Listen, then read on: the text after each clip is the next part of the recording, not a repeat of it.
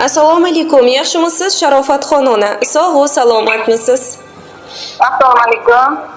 Bezovta qilib qo'ymadikmi sizni onajon? Yo'q, Rahmat. Bugungi fayzli oningiz qarshi olgan 56 bahorlaringiz munosabati bilan sizni chin qalbimizdan muborakbod etamiz onajonim. Ilohim qalbingiz g'amni, ko'zlaringiz namni ko'rmasin, yuzlaringiz faqat baxtdan porlasin. Qalbingizdan neki orzularingiz bo'lsa ushbu go'zal kunda ro'yobga chiqishini tilakdoshimiz.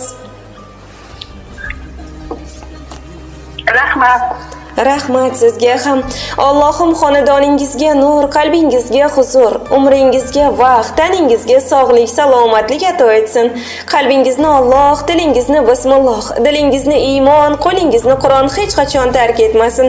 Hamisha eng baxtlilar, baxtiyor insonlar safidan bo'ling. Sizni yaxshi ko'rguvchi, jondan aziz ko'rguvchi dilbandlaringiz ardog'ida baxtli hayot kechiring.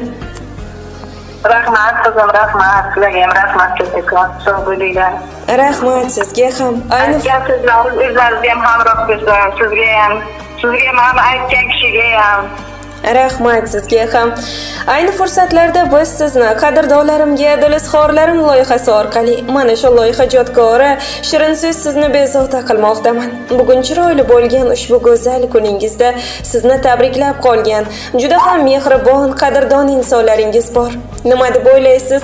Kim bo'lishlari mumkin mana shunday mehrda tengsiz insoningiz? Kimdan ko'proq kutmoqdasiz bugun chiroyli bo'lgan, samimiy bo'lgan dil so'zlarni? Albatta farzandlarimdan, qizimdan, o'g'limdan, muhrimdan, yoki 3 ta farzandimdan, albatta shu uchovdan boshqa hech kim bunaqa mana nima qilmasa kerak, bunaqa ta'riflamasa kerak deb o'ylayman. Farzandlarimdan kutaman.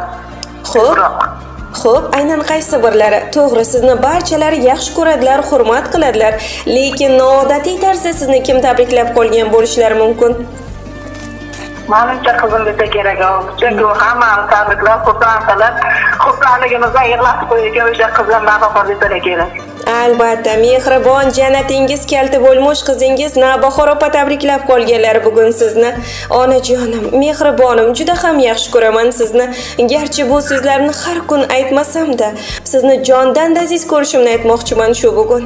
Qalbimdagi bor so'zlarimni sizga yo'llamoqdaman deya, sizni xojona bo'lishingizni yurak-yuraklardan istaguvchi mehribon qizingiz tabriklab qolganlar. Rahmat, baraka topsin qizim. Nima niyatlari bo'lsa ijobat etsin. Albatta Alloh xohlasa, xojona bo'lishga nasib qilsa bo'larman, Xudo xohlasa.